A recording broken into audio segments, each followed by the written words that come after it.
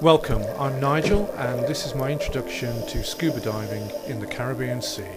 Before we jump in and see the fish, Jake and I will show you how to set up your scuba gear. So Jake's going to show us how to put our kit together.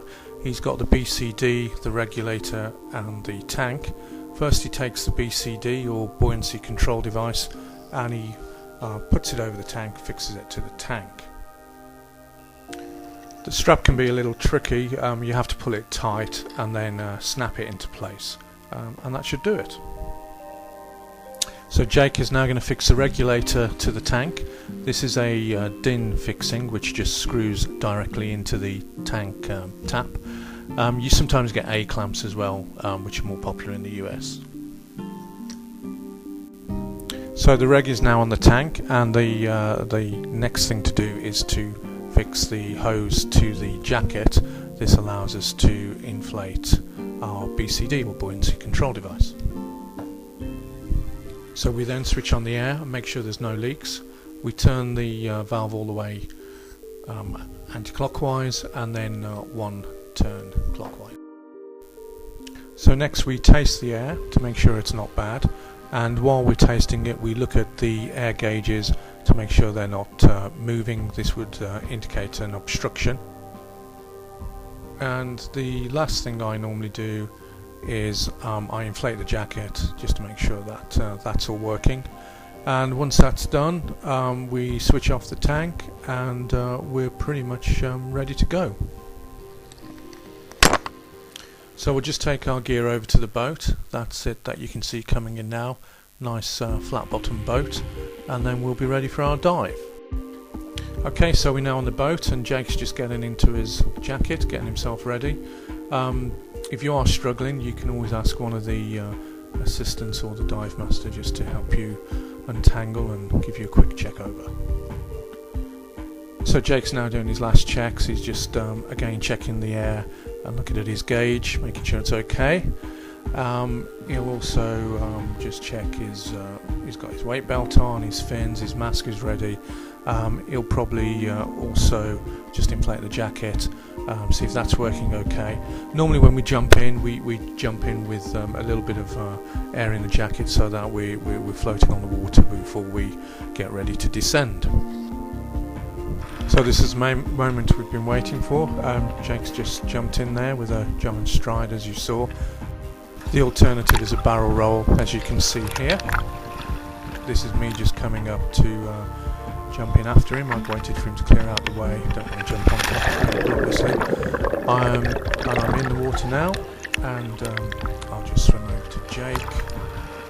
Once I get to Jake, also you can see the dive master with the surface marker buoy or SMB. Once I'm there, we descend nice and slowly. As we go down, we're equalising.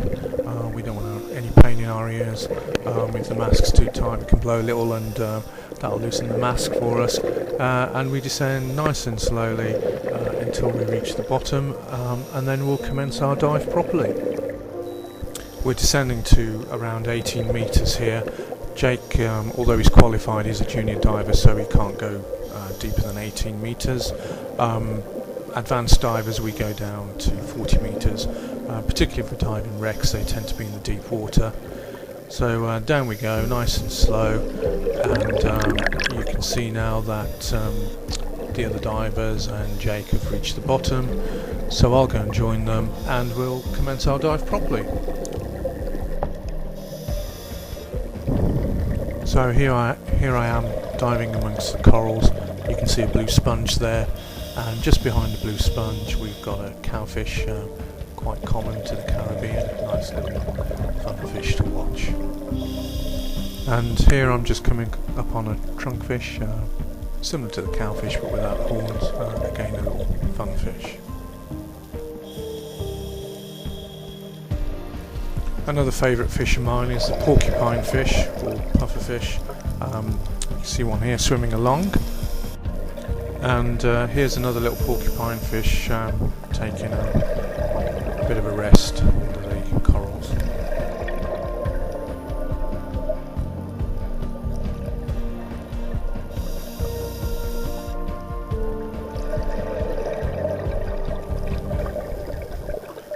Another common fish in the Caribbean is the grunt.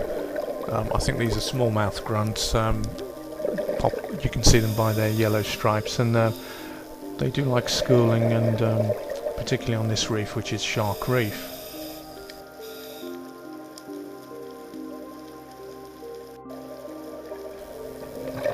Personally, I just like swimming amongst them and swimming through them.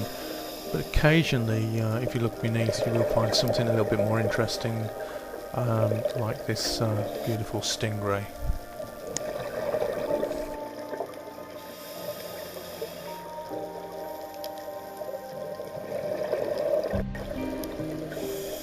We also get to see lots of moray eel in the Caribbean Sea, and this is a spotted moray.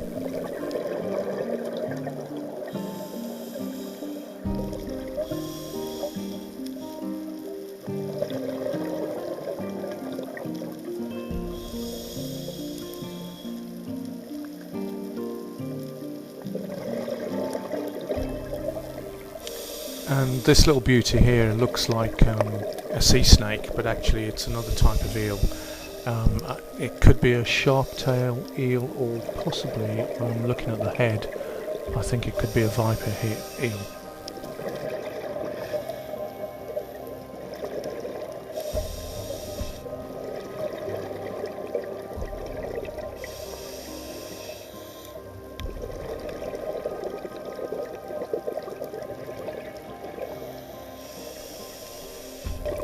Another favourite fish of mine, and one that you see quite a lot in the Caribbean Sea, is the purple Creole wrasse. This is actually on a reef called Purple Rain, named after the fish rather than the Prince album. There also seems to be a lot of silverjack, as can be seen here. This school of silverjack was surrounding me. Obviously they thought I was some kind of predator and wanted to confuse me. Or maybe they were rounding me up for lunch, who knows.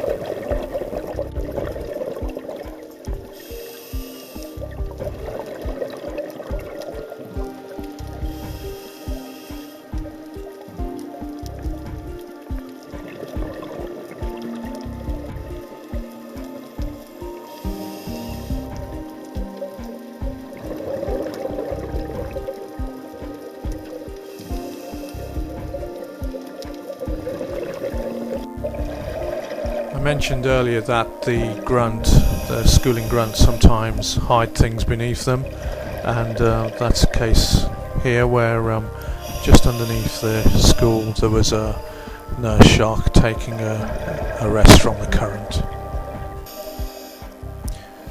If we go a bit deeper, this is the King Mitch at 34 metres, then we're likely to see more sharks and see them swimming around rather than just hiding from the current.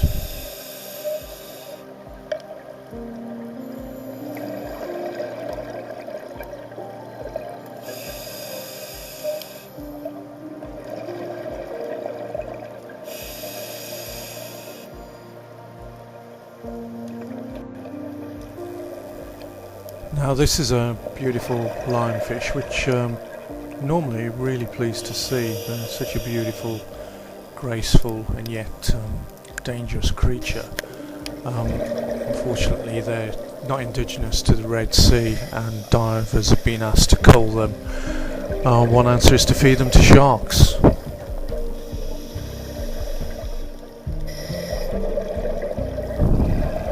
But it's not all fish in the Caribbean Sea. For example, we have crustaceans. This is the Caribbean spiny lobster.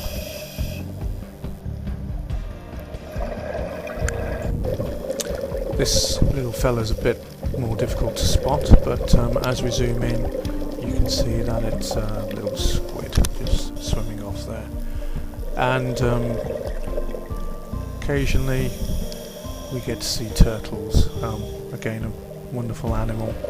Some are quite playful, some are a little bit shy. This one, he's not too sure of us. I guess he's a young one at about 5 years old.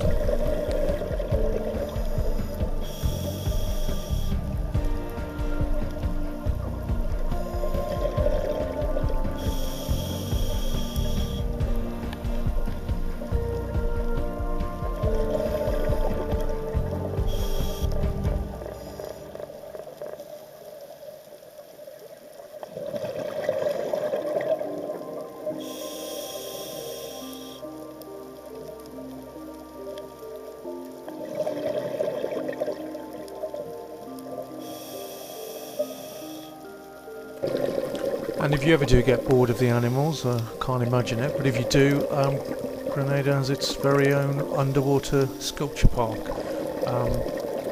These sculptures have been down for several years and are actually now forming artificial reefs, so they attract crustaceans and other animals.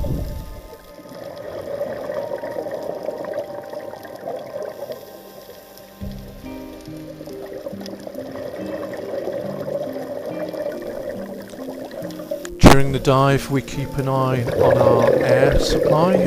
Once we're down at 70 bar or so we make a slow ascend.